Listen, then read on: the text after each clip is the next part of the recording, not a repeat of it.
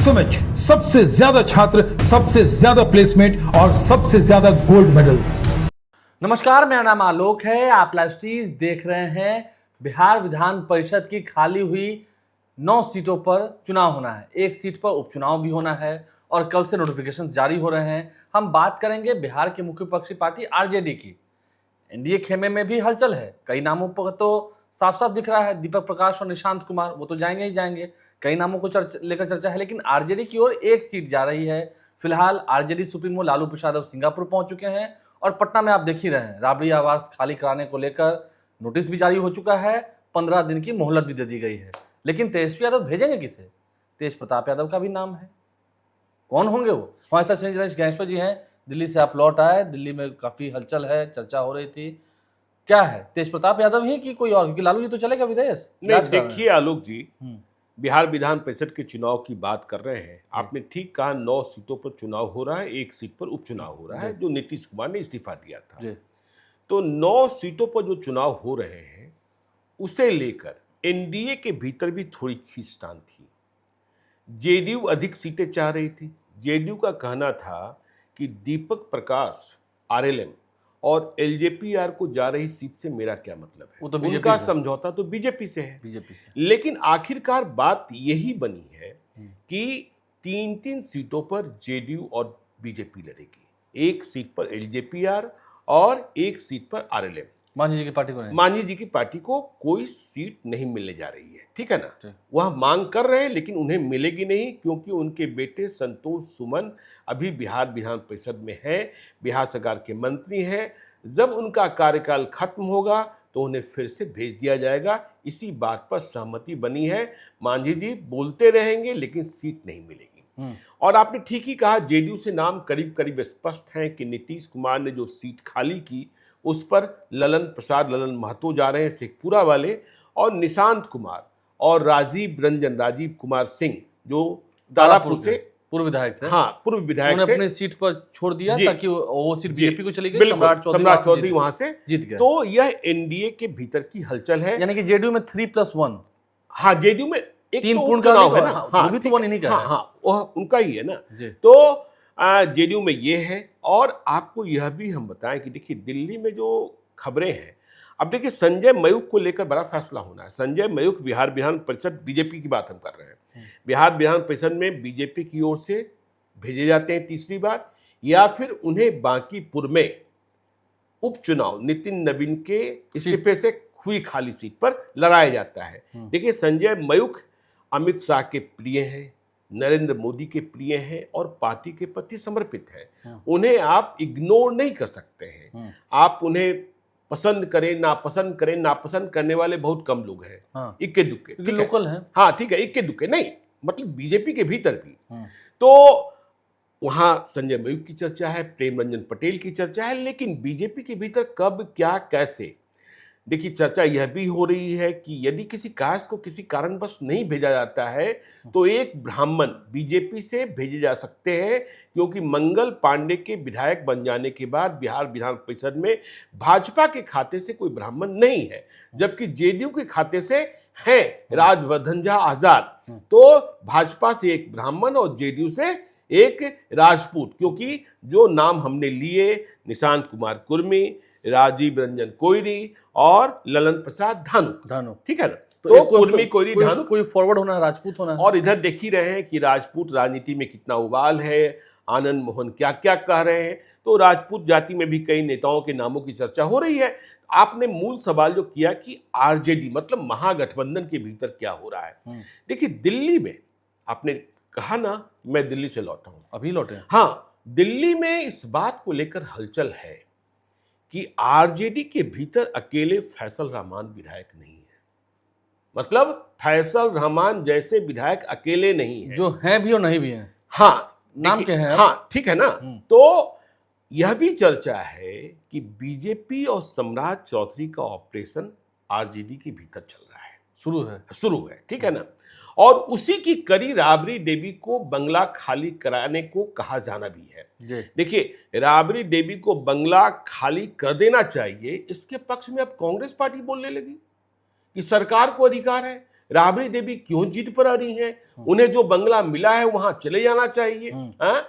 और यदि कोई उन्हें परेशानी है, उस बंगला में एक सुविधा है। देखिए आज कांग्रेस के नेता असित नाथ तिवारी जो प्रवक्ता हैं, उन्होंने बयान दिया है। तो हमने कहा फैसल रहमान, याद कीजिए राज्यसभा का चुनाव 3 विधायक कांग्रेस के और एक विधायक आरजेडी के गायब हो गए थे ना। सम्राट चौधरी का मैनेजमेंट, परिणाम क्या निकला था? शिवेश राम चौथे उम्मीदवार चुनाव जीत गए थे और पांचवें उम्मीदवार, और अमरेंद्र धारी सिंह चुनाव हार गए। एडी सिंह चुनाव हार गए थे, जबकि एडी सिंह को चुनाव नहीं हारना चाहिए था। ओवैसी की पार्टी ने आगे बढ़कर पांचों विधायकों ने उन्हें मत दिया था। बीएसपी के विधायक पिंटू यादव ने भी मत दिया था। अब देखिए 25 वोट चाहिए, तो पहले से ही 24 वोट है। 25 विधायक हैं, लेकिन 24 ही मानिए फैसल रहमान उधर नहीं है। अभी आपने देखा कि तेजस्वी यादव के बेटे का बर्थडे सेलिब्रेशन हुआ दिल्ली में, गाजियाबाद में, वहां भी फैसल रहमान नहीं दिखे, बोगो सिंह भी नहीं दिखे थे। उसी दिन चले गए जेडीयू। उसी दिन देखिए, यदि बोगो सिंह निशांत कुमार स्वास्थ्य मंत्री के कार्यालय में जाते तो एक दूसरी बात होती। वह कार्य क्षेत्रीय काम से गए, अपने विधानसभा क्षेत्र के जो स्वास्थ्य केंद्र हैं उनके लिए गए, लेकिन वह कार्यालय भी जा सकते थे। लेकिन जेडीयू कार्यालय जाकर उन्होंने एक संदेह का बड़ा सवाल उत्पन्न कर दिया। कभी कभी कुछ होता नहीं है, कराया भी जाता है। हाँ ठीक है, तो हम संदेश देने के लिए तो अभी हम बोगो सिंह को फैसल रहमान नहीं मान रहे हैं, लेकिन दिल्ली में चर्चा है कि आरजेडी के भीतर और भी कई फैसल रहमान हैं, क्योंकि सम्राट चौधरी की तैयारी दोनों ही सदनों में नेता प्रतिपक्ष की कुर्सी को छीनना है।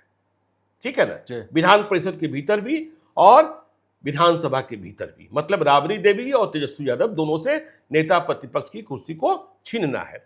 अब सवाल यह पैदा होता है कि नीतीश कुमार तो है नहीं, यदि नीतीश कुमार होते तो चुनाव ही नहीं होता, सभी निर्विरोध।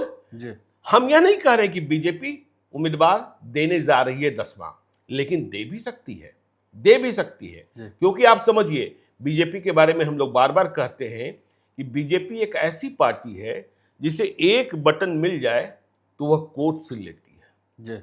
ठीक है ना।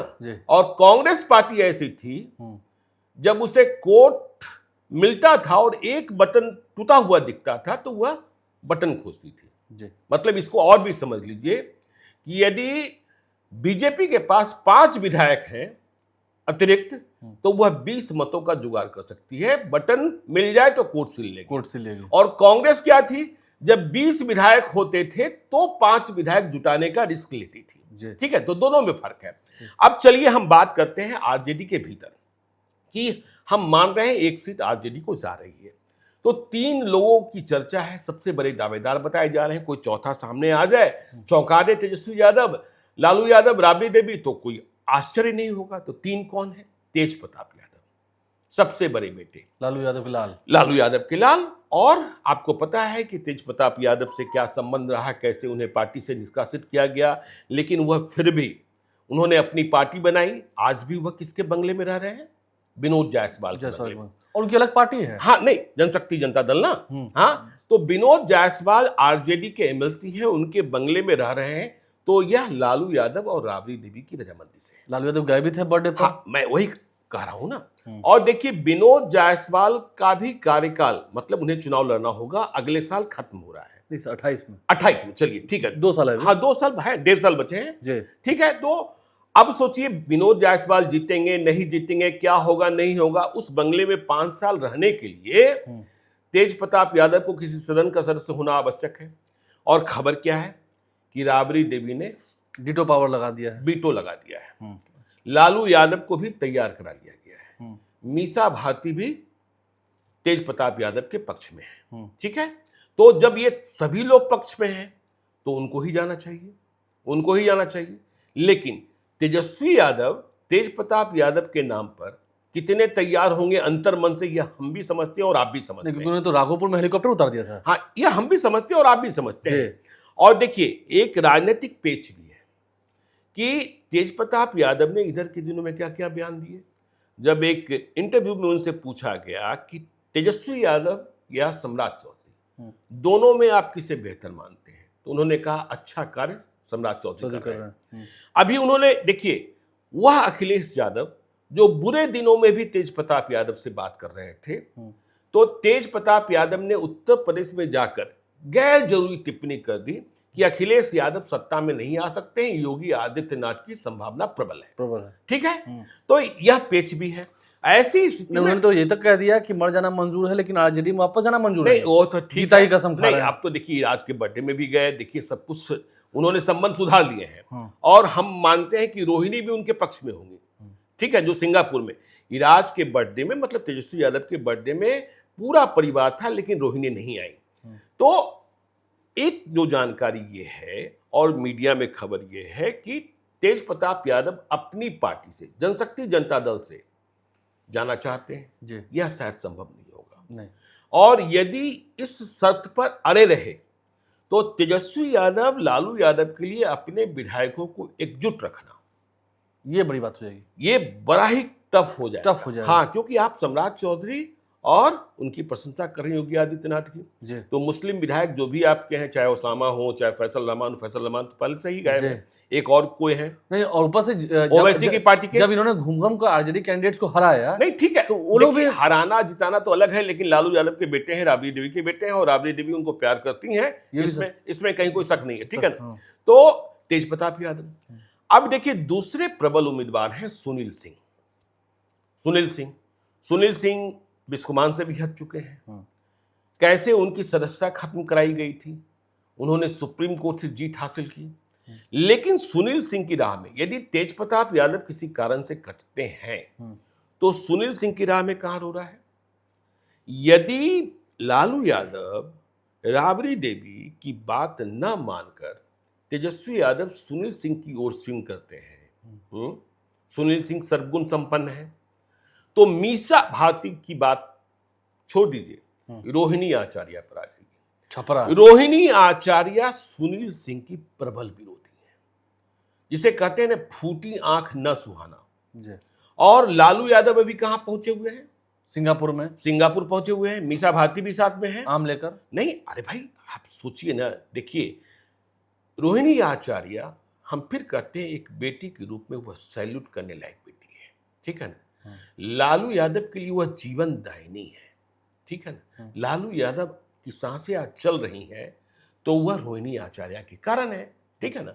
अब उन्हें किस तरीके से 10 नंबर से निकलना पड़ा, यह अलग कहानी, उसमें हम क्या उन्होंने एयरपोर्ट पर कहा था, ये भी याद है। तो आप यदि तेज प्रताप यादव को लालू यादव राबड़ी देवी के कहने पर या तेज प्रताप यादव की शर्तों के कारण नहीं भेज रहे हैं, तो सुनील सिंह को नहीं भेजने के लिए रोहिणी आचार्य वीटो लगाने को तैयार है। उन्होंने क्या क्या सोशल मीडिया पोस्ट पर लिखा था।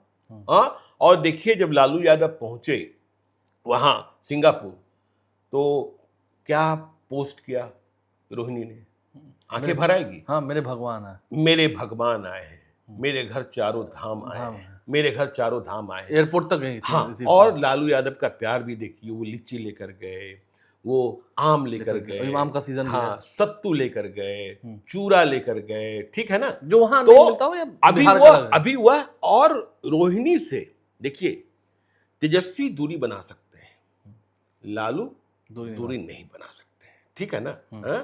और फिर आपको कह रहे हैं, इस पूरे परिवार में यदि जिद पर मीसा भारती अड़ जाती है तो फिर सबको सरेंडर करना पड़ता है। जी।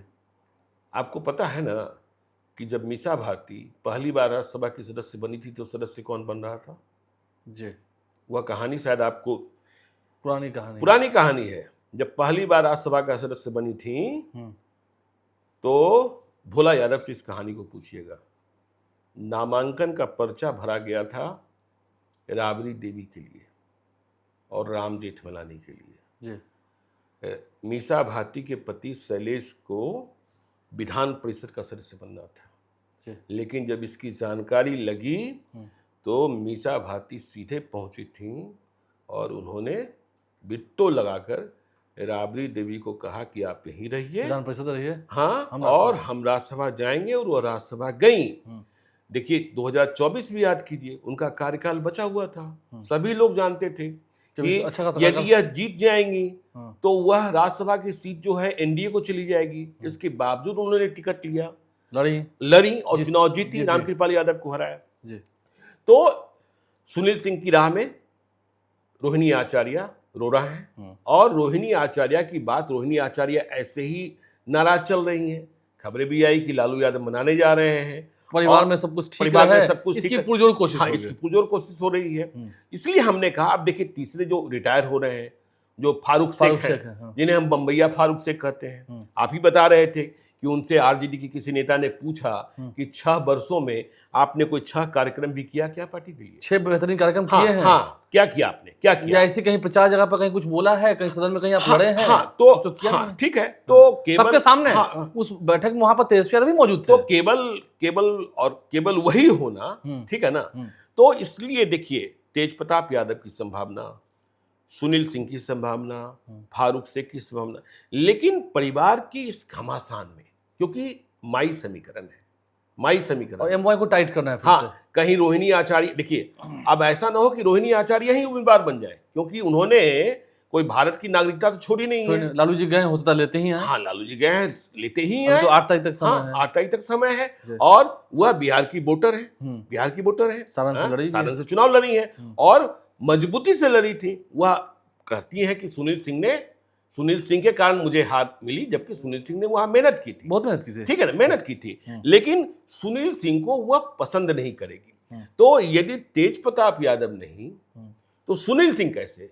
यह महाभारत लालू परिवार के भीतर है। तो फारूक शेख, इसमें आप यह भी देख सकते हैं कि कोई नया चेहरा जो सर्वगुण संपन्न हो, सब चीज हो, साम दाम दंड भेद, हाँ, हर तरीके का विटामिन हो, हर तरीके का विटामिन हो, ठीक है ना। पॉलिटिकल विटामिन भी हो, फाइनेंशियल विटामिन भी हो, सब विटामिन हो जो आगे पार्टी की सेवा कर सके। पार्टी की जरूरतें होती हैं, हर पार्टी की जरूरत हाँ, लेकिन अंतिम बात ये कहना चाहते हैं कि बीजेपी की नजर, सम्राट चौधरी की नजर आरजेडी के भीतर है और उनके विधायकों पर दौरे डाले जा रहे हैं। ये बात है, तेज प्रताप यादव अगर फैसला हुआ जी तो सही में सम्राट चौधरी अपने मकसद में कामयाब हो जाएंगे। इसको मान लीजिए। देखिए तेज प्रताप यादव का फैसला हुआ और सुनील सिंह का ही फैसला हो गया, लड़ाई तो और बढ़ जाएगी ना जी। सुनील सिंह तो सीधे अमित शाह और नरेंद्र मोदी को चैलेंज करते हैं ना सीधा। और जरूरतें क्या है? अब देखिए दिल्ली में तो और भी बहुत सारी खबरें चलती रहती है, मैं उनकी बात नहीं करता। देखिए लोग चर्चा कहां तक ले जा रहे हैं, चर्चा वहां तक ले जा रहे हैं तेजस्वी यादव और संजय यादव जी। हाँ, ये भी चर्चा, बहुत सारे लोग पटना में बोल रहे हैं। हाँ, नहीं, दिल्ली में भी चर्चा है, दिल्ली में भी चर्चा है। ऐसा कुछ है नहीं। अभी हम और आप कैसे कह सकते हैं? अभी हम और आप कैसे? ऑपरेशन लोटस जब होता है ना तो वो बहुत ही गोपनीय तरीके से होता है। फैसल रहमान गायब हो जाएंगे, क्या आपको उस दिन पता था? एक दिन पहले तक नहीं जानकारी थी। अरे भाई, तेजस्वी यादव को जानकारी नहीं थी। हमने ही आपको व्हाट्सएप किया था ना कि फैसल रहमान को खोजिए, फैसल रहमान कहाँ है। आप विधानसभा के भीतर थे जहां मतदान चल रहा था, तो कांग्रेस के विधायक तो गायब हो गए थे, लेकिन फैसल रहमान गायब हो जाएंगे और फैसल रहमान को कैसे मतलब फ्लाइट से लेकर उड़ा गया था और कौन लेकर गए थे? वह विधायक आरएलएम के विधायक हैं, याद कीजिए, ठीक है ना। ऑपरेशन सम्राट चौधरी था ये। तो इसलिए ये नजर रखनी होगी कि रोहिणी आचार्य का भी बिट्टो है और राबड़ी देवी का भी नहीं, रोहिणी आचार्य का बिट्टो सुनील सिंह के खिलाफ है, ठीक है ना। और राबड़ी देवी तेज प्रताप के पक्ष में। और हाँ, राबड़ी देवी का बिट्टो तेज प्रताप यादव के पक्ष में है। लेकिन एक बात, तेज प्रताप यादव को तेजस्वी यादव कितना स्वीकार कर पाएंगे, यह बड़ा सवाल है। हाँ, लेकिन एक तो फैक्टर है। हाँ, अरे फैक्टर क्यों भाई? पार्टी में आज की तारीख में सब कुछ वही है और सभी जानते हैं कि फैसले आजकल तेजस्वी यादव लेते हैं। आपने टिकटों के बंटवारे के समय में भी देखा कि लालू यादव आरजेडी के टिकट की गारंटी नहीं थे। कहीं ऐसा तो नहीं होता है कि मतलब चलते देखा है कि लालू जी को इन सब चीजों में नहीं पड़ना है, तेजस्वी को ही सब देखना है, जान रहे हैं कि वही फैसला लेने वाले हैं, तो अपना नहीं। देखिए यदि परिवार के बाहर 4 लोग होते तब लालू जी कहते कि मुझे नहीं फंसना है, लेकिन जहां राबड़ी जी का भी इंटरेस्ट है, जहां मीसा का भी इंटरेस्ट है, जहां रोहिणी आचार्य का भी इंटरेस्ट है और सवाल बड़े बेटे तेज प्रताप यादव का है, तो इसमें वह पिता धर्म से बन जाते हैं। और तेज प्रताप यादव ने भी इधर के दिनों में देखा होगा कि तेजस्वी के खिलाफ कुछ नहीं बोलते हैं। हाँ, उनके जो इर्द गिर्द रहने वाले लोग हैं वो तो जिनको- शुरू से बोलते हाँ, हैं। शकुनी और क्या क्या कहते हैं, वो तो शुरू से हाँ बोलते शकुनी और क्या क्या कहते हैं, तो वो देखने की बात होगी। जयचंद। तो, हाँ जयचंद कहते जी, हैं, हाँ, जी। उधर जयचंद, इधर आनंद मोहन थैलीसा, जी। तो देख ही रहे हैं कि सब चल क्या रहा है। हो रहा है, और जी। बहुत रोमांचक होने वाला है ये खेल। अगले 8 दिनों में और मजा आएगा। जी, बिल्कुल। जो जो जानकारियां जो बक्से हैं, खुलेंगे, बिल्कुल। मतलब जो जो पर्ची बाहर आएगी, किनके के नाम होंगे, तो एनडीए में बड़ा मजा आने वाला है। बिल्कुल एनडीए में भी मजा आने वाला हाँ है। बिल्कुल आने इधर ही बड़ा वाला, मजा बिल्कुल आने वाला, और उससे ज्यादा मजा आने वाला है बांकीपुर विधानसभा के उपचुनाव में। यदि प्रशांत किशोर उम्मीदवार बन रहे हैं, यदि बन रहे हैं, और यदि देखिए, मुझे इस बात की जानकारी नहीं है कि प्रशांत किशोर और तेजस्वी यादव में कोई बातचीत हुई है, यदि वह साझा उम्मीदवार होते हैं तो यहाँ का चुनाव एनडीए को तनाव देगा। हाँ, ये बात जीत भी हार सही। की अलग बात है, हाँ, लेकिन हाँ। मार्जिन वो तो नहीं होगा जो नितिन नवीन नहीं, का मैं करते मार्जिन की बात ही नहीं कर रहा है। हैं। नहीं, जो मैं देखिए चुनाव लड़ने की बात, मैं बार बार उदाहरण देता हूं राम मनोहर लोहिया की। पंडित नेहरू देश के पहले प्रधानमंत्री, उनके खिलाफ फूलपुर में चुनाव राम मनोहर लोहिया लड़ते थे, यह जानते हुए कि चुनाव में हार जाएंगे, और राम मनोहर लोहिया उपचुनाव में ही जीते थे। हम बार बार कहते हैं उपचुनाव में जनता कभी कभी प्रयोग भी कर देती है, क्योंकि उसे पता है कि इस एक नतीजे से सरकार बनने और बिगड़ने वाली लेकिन नहीं मैसेज दे देती है। है। मैसेज मैसेज देती है। तो जनता जनार्दन है, देखना होगा इस एमएलसी के चुनाव में कौन कौन से वो खुशनसीब होंगे। 2-3 के तो नाम स्पष्ट है। बिल्कुल, 2-3 के तो नाम स्पष्ट है। अब आरजेडी में वो कौन, क्या इतने तकदीर वाले सुनील सिंह हैं, या तेजप्रताप यादव हैं, फारूक शेख हैं, हैं, या कोई और लिफाफे में बंद है जी। आप लाइव से बने रहें, हमारे चैनल को सब्सक्राइब कर लें। साथ साथ अगर इस वीडियो को फेसबुक पर देख रहे हैं तो पेज को लाइक करना ना भूलें। धन्यवाद।